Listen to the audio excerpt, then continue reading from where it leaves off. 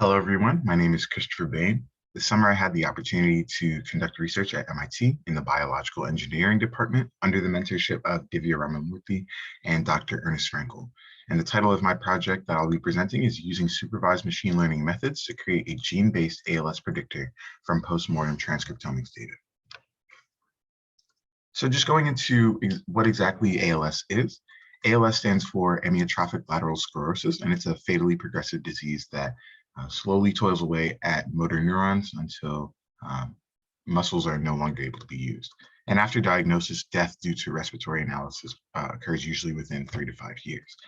Most ALS cases also don't have family history of disease, which makes it a bit harder to identify and kind of predict where the disease is coming from. And currently, there is no cure available for the disease as well. So a lot of research is going into it, and a lot of pharmaceuticals are being researched to treat the disease as we speak. So currently, a lot of postmortem brain sample data has been obtained for both ALS and control patients or healthy patients who don't have ALS. And this data can also now be analyzed. So our role was that we really wanted to analyze this data using a supervised machine learning method to find any differences between the genetic profiles of both the ALS and the healthy control patients. So our methodology using the postmortem data I had aforementioned, we utilized DE-seq2 to look at the difference in expression levels of genes in the control patients and ALS positive patients.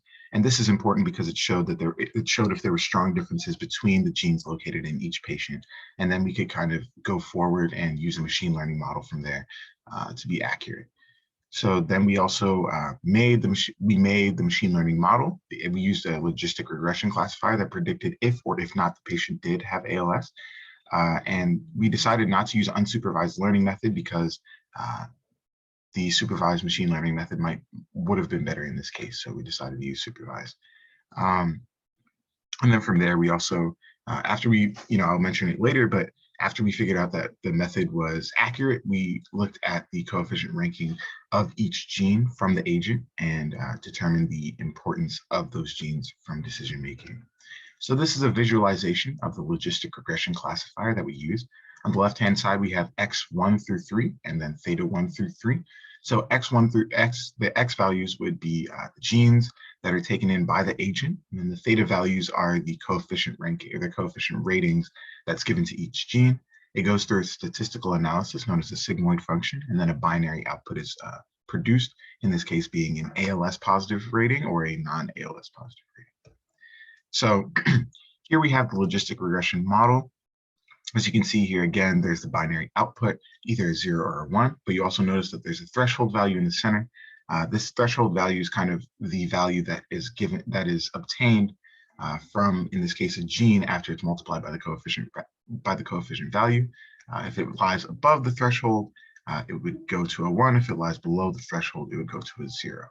This threshold is important because we also use that to look at something called the ROC curve, which I'll be bringing up soon. So this is the table that was obtained from DE-seq2. We'll mostly be highlighting columns 3 and 4. We see that it says up and down. That stands for upregulated and downregulated. Upregulated means that there was a higher expression level in the ALS patient than the control, and then downregulated means it was a lower expression level in ALS than control. Here we saw a statistically significant amount of a difference in the amount of genes that we realized that we could use a machine learning method on it. And so that's why we decided to move forward with the logistic regression model. So on the left-hand side here, we have the confusion matrix that was generated by the machine learning model. So the confusion matrix generates 4 boxes in this case, since it's the binary output. On the top left-hand side, we have the true positive rating, or the things that it predicted that were true, and it was true. And then on the bottom right, we have, in the white box, we have the true negative rating. So something that it predicted as not true, and it was not true. And in the top right and the bottom left, we have values that it predicted incorrectly. So as you can see, the majority of those values lie in the top left and bottom right boxes, which is important because it shows that the model was very accurate, as you can also see by the accuracy score at the top, around 87% accurate as well. So this showed us that the model was very accurate in predicting if the person did or did not have ALS, which was important.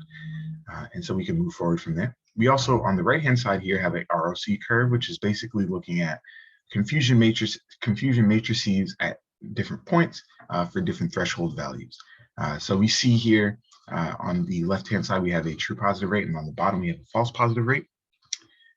We see that the most ideal point is towards the top left-hand side of the graph, which is moving towards an ideal rate of 1, which was very important because it showed us that the classifier was once again very strong. And also, in addition to that, we see that the area under the curve is also very high, is close to 1, which shows that it was a very strong classifier as well. So here, when we saw that the machine learning model was very accurate, we decided to look into the things that it was weighing more heavily on to make its decision. So we looked at the top 10 genes that it was taking into account and multiplying by the highest coefficient score. So at the top here, we see CYTB, which stands for cytochrome B. And as you can see, it has a very, very, very high coefficient score compared to other genes. And when we looked into this gene, it was actually, cytochrome B is actually a mitochondrial gene that is affected by ALS. But this shows that it was important because the classifier was actually making correct decisions in which genes to pick out and have a higher weight on. The other thing that we wanted to look into more was if these genes were perhaps more expressed in ALS patients than control patients because of causative reasons. So if they were causing ALS, or if they were compensatory in that they became more expressed after ALS started to become more prominent.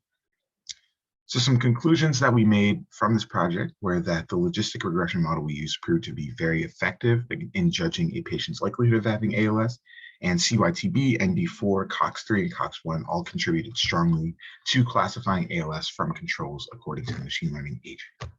So some future work that we wanted to get into is we wanted to use the same unsupervised machine learning method model to construct a classifier that could identify ALS in early stages of the disease instead of postmortem ALS patients, as we were doing here. And we also wanted to look into an unsupervised machine learning method that could analyze this data without having to use training or fitting, and wouldn't have to use class identification. It could do it by itself.